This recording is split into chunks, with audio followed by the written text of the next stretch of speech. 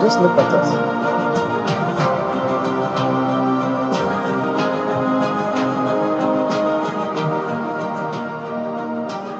Welcome back to Sunrise Daily. Yes, indeed, we're turning attention to nutrition and food security related matters. We're joined now by Adesua Kimboro, who is the country director, Technoserve Nigeria, and sitting beside her, Dr. Nubua Medugu, who is a senior consultant, clinical microbiologist, and head Department of Medical Microbiology and Immunology, Nile University of Nigeria. Thank you both for coming on this morning. Thank you very much. Well, we do know food security is a thing. Malnutrition, to the stats coming through from UNICEF, not exactly encouraging.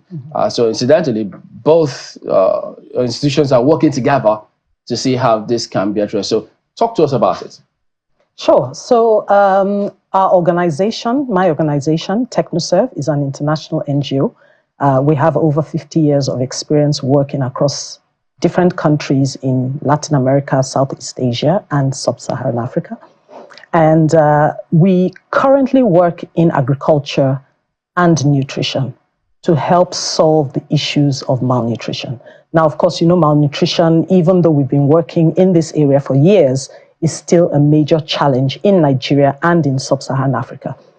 1 in 5 children globally is stunted. And for West Africa and Nigeria, that's 1 in 3.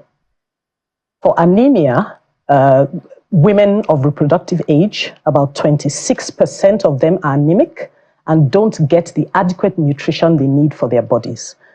Vitamin A, iron, folic acid, which is important for the natural development of the body, is not being consumed in the recommended quantities in the countries in Sub-Saharan Africa. And so obviously we're working with smallholder farmers to improve productivity of nutritious crops. In our local food systems, we try and improve access to these nutritious crops to ensure that people are getting the adequate nutrition they need. And in addition to that, we're also trying to support food processing companies to fortify the foods that they produce to ensure that the foods we eat every day, edible oils, flour, wheat flour, sugar, salt, and more recently rice, is fortified to ensure that people get the adequate micronutrients. Are you getting encouraging response? Yes. So we've actually seen an improvement in the fortification levels of these foods, which are widely consumed. We eat them every day. We use oil to cook our food, to fry our foods. We use the wheat flour to cook, to bake. And so we're seeing an improved volume of fortification to the compliance levels that's required by the federal government of Nigeria in Nigeria. How does your institution come in? Okay, so Nile University is actually a center of academic excellence when it comes to research and innovation into nutrition. So as part of our key goals, we aim to train the next generation of public health experts, medical doctors, and generally youth to take the message of nutrition holistically to the globe. I want to be able to talk about things that you want to accomplish with this collaboration. Nutrivision, that's Technoserve and Nile University. What are some of the things that you're planning on? I'm going to start with you. Sure.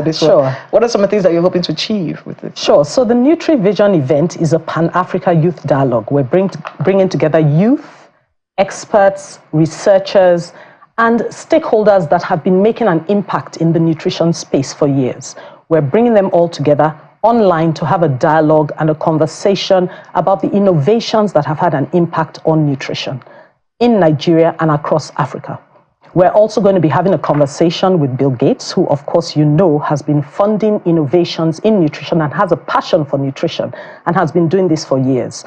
And so this collaboration with Nile University is to ensure that we're able to bring together multi-stakeholders for a dialogue to create the drive, the passion, the motivation that will make changes and differences in nutrition, in the nutrition landscape for years to come. So what kind of, go ahead. Okay, so for us at Nile University, we also look at it similarly. We aim to improve nutrition in general by looking at it from multiple levels, but especially at the level of community engagement. So as Adesua said, we do have experts coming in, we have youth, we have students, and then we're engaging with the community. For us, engaging with the community is really key because that is the only way you can have sustainable solutions. So we don't really want to be like the organizations that set out to create toilets for a village they thought needed toilets, only for them to come back subsequently and nobody is using the toilets. And they're like, why aren't you using these fancy, expensive toilets we have made for you? And they said, if we use your toilets, what will our pigs eat?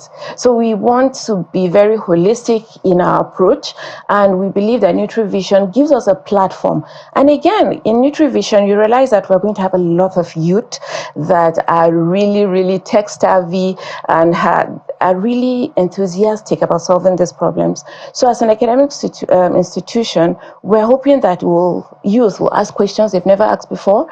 They are going to give us answers that we never thought before, and we're going to test new hypotheses about the problems of nutrition. In fact, what kind of conversations should people look forward to having on that particular day?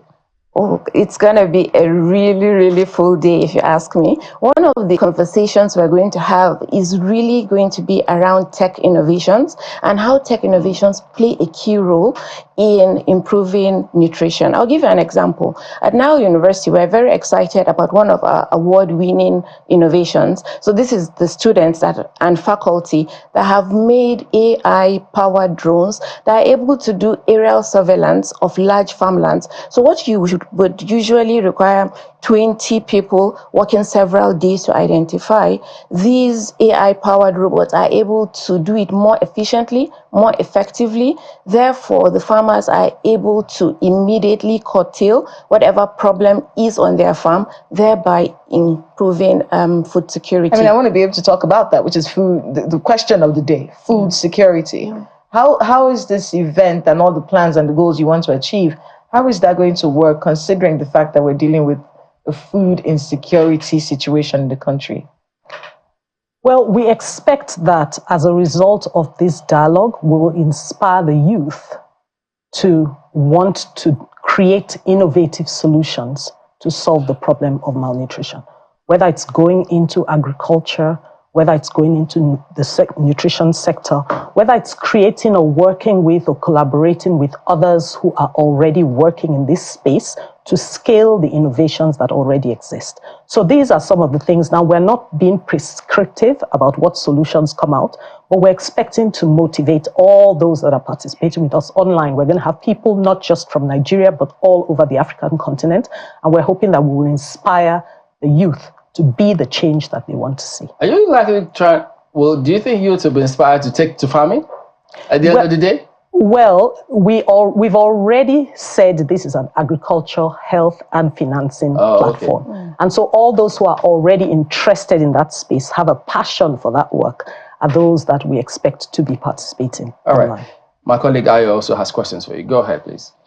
Thank you, Chamberlain. Well, my question, madam, and let me begin with you, Ms. Akimboro. My question to you will be, first of all, since we are talking about sustainable agriculture, the sustainability plan of this sustainable agriculture initiative that I'm looking at, first of all, what's your thinking and what's the plan? So to make solutions sustainable, they have to be locally led and locally developed. And we constantly support the local development of solutions within the communities in which we work. In addition to that, we have a lot of market-led and market-driven solutions where the market systems are driving sustainability. Of course, we can't expect the government to do everything. And so we work very closely with the private sector. In all of our programs, we engage the private sector. We work with food processing companies, for example, to fortify their foods, and they take ownership for the fortification. We have what we call the MFI index, and we also have what we call the Millers for Nutrition, where the millers themselves, that are private sector companies, are at the forefront. They are the driving seat of fortifying the foods that they produce and the foods that we eat. And so we believe that these are sustainable solutions that will produce and deliver lasting impact. I'll come to Dr. Medugu in a moment, but while I'm still with you, Ms. Akimboro, in terms of sustainable agriculture here, and I like the fact that you talked about initiative, innovation, technology and all of that. Perhaps one of the challenges is to, first of all, remove the veil on the faces of people when we hear agriculture. Many people, once you hear agriculture, you're looking at brown stands and green leaves. When we talk about agriculture, we're talking about the local approach to it. What's the initiative? What's the innovation that people should look out for? What's the mind shift that is necessary so that we can see agriculture differently and produce differently?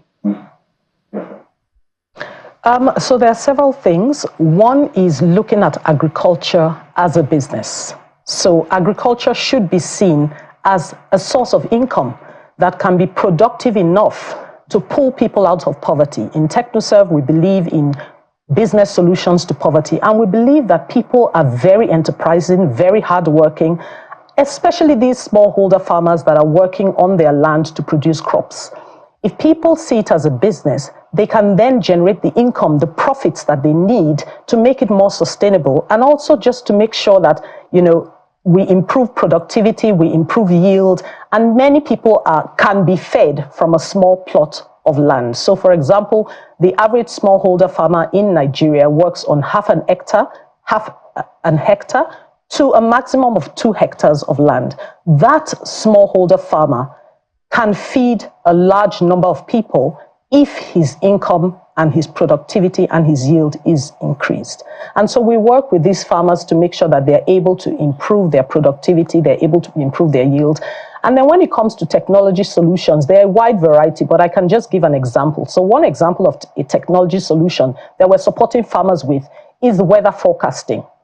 And this is to ensure that farmers know ahead of time when the rains are going to come, what the volume of rain will be, what the precipitation levels will be, when the rains are going to stop, when they need to plant, when they need to harvest, when they need to apply fertilizer, how much fertilizer they should apply, and things like that. We also, and this is also just to mitigate the issues around flooding and loss of crops or loss of lives if flooding were to occur. In addition to that, we also support them with regenerative agriculture practices. So regenerative agriculture simply means that we're working on the soil, but we're at the same time monitoring the fertility of the soil and trying to make sure that we are having a positive impact on the environment. So watching the use of fertilizers to ensure that they're producing organic crops, improve multi-cropping, using cover crops, minimum tillage, just to ensure that the quality of produce that they produce at the end of the day is high quality and in the volumes that they require. Well, thank you so much. Well, Dr. Medugu, part of what we hope to achieve today is to stress the importance of public involvement in discussions that can lead to meaningful change in our approach as a country to food security and all of that. So as an institution, academic institution, you have young people learning in school, male and female. Now, how can we make agriculture attractive to them? So their face shifts from the brown sand, the boring hoe and cutlass of agriculture, to the more appealing perspective of agriculture that we want them to have for it to be sustainable. Okay, yeah. So while I think that is one approach, encouraging people to come into agriculture, not everybody in the end is going to do that. And there are so many ways to attend to this problem. So we have a multi-pronged, multifaceted approach at Nile University. So what happens is, irrespective of whether you're studying agriculture as a primary degree, you're in the Faculty of Sciences, Health Sciences, or even in the arts, we ensure that you have nutrition as part of the core courses that you take. In fact, before you graduate, you need to go through the SDG desk. And as you know, at least 9 of the 17 SDGs are directly related to nutrition. That ensures that irrespective of the careers that our young graduates choose to pursue, they are well knowledgeable in nutrition as a whole. Now, we have a very vibrant College of Health Sciences, and that is where I think we have a lot of the impact. Because if we say nutrition, nutrition, nutrition, it all boils down to the kind of malnutrition that we see in persons in Nigeria. We have, like, I think we're one of the countries with the highest levels of malnutrition, as Adesua has said. And unfortunately, some of the mortalities that we see, it is said that like 2,400 mortalities every day. In fact, it is said that it could have doubled in 2024. A lot of them are due to preventable infections. So we have a vicious circle of malnutrition, infection, just perpetuating itself and causing more havoc to the society as a whole. So we like to think of it more holistically. Understandably, I mean, 2,400 people dying, children in particular, dying daily from malnutrition-related cases is definitely something very, very staggering. So, concerning this event that you are collaborating with the people from Technoserve on, what will attract young people? And I'm talking about young people, one, because they are the ones who are more in your schools, and secondly, because they are the ones that are going to ensure that our sustainable agriculture initiative is indeed sustainable. So what is it that will make it interesting for them to stay in that space, be it as core, in an area of core competence, or something that they, an add-on, just as you've talked about it?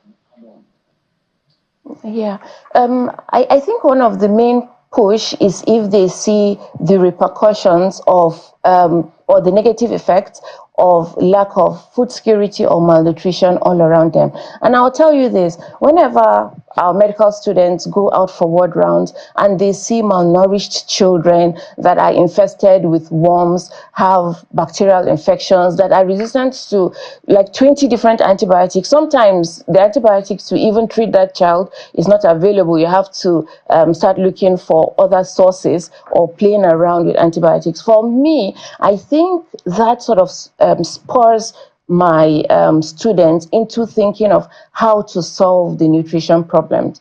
Also, because they are in a mix with other students, sharing those real life stories that they see, aside from in the hospital, we're also in the communities of Kuchiguru, for instance, and Karimajiji, where the havoc malnutrition is wrecking is really high. So the students are naturally spurred to have solutions, and they integrate within these communities. And that is one of the main push I have seen that is driving students towards how do we solve this nutrition problem, how do we improve food security. Perhaps an understanding might also help. Okay, well, yes, well, Madam, you jump in just a second, but let me also have you respond to this one as part of your contribution. Young people are important in this conversation. They are the ones who will take over the baton, so to speak. So how do we make it something that they, the young people, would love to embrace, Ms. Akimboro? So I think that, what makes things attractive to people varies. Sometimes it's passion. And there are people that have passion in different areas. So some people have passion, and not everybody needs to go to the farm and pick up a hoe to till the soil. Some people's passion is in technology. They may be interested in developing technology solutions. They can develop technology solutions that address the issues around food security and malnutrition. Those technology solutions can address and identify gaps that exist in the farms where farmers are planting. Some have a passion for food, production of food, and some can go into processing of food, sourcing of food, exporting, and things like that. Some have passion in government, civil service, and some may go into the government, and they can support with policy development, policy creation, and implementation. And so there are a wide range. Some will be researchers, and they can do research in the area of nutrition. So, and some may want to be entrepreneurs and make profit. There are opportunities to set up businesses and start businesses that address food insecurity. So there are so many different areas in which people can actually, or the youth can actually get involved. They're innovative, they are young, they are energetic, they are dynamic, they have a lot of ideas, and this is an opportunity for them to put their ideas to work. And each of these ideas can address different components of the causes, root causes and underlying causes of malnutrition and food insecurity. So just before we go, what do we expect for this conference in terms of how do people participate? So it's an online conference, and it's going to hold online. The link is online.africa.com/Nutrivision. And so you can go on that link, click on it, register. It starts tomorrow, Tuesday, 3rd of September at 3:30 p.m. And so as many people as log on to the link can participate and watch, and we'll have interactive sessions for people to send in their questions as well. All right, so does this partnership end what? After the conference, month after? What's the plan moving forward? Oh, definitely not. It is just starting, by the way. Oh, I see. Yes, so this is an opportunity for us to collaborate on innovative solutions. We've both organizations, Technoserve and Nile University, have been working in this space for years. And there's the opportunity to leverage the work that we have been doing as well as the work they've been doing. So they have a lot of technology solutions that they've implemented or set up for agriculture, and we've been working in the agriculture space. So we intend to collaborate to leverage both our strengths to develop more solutions and to scale the existing solutions that we have that are working. Yeah.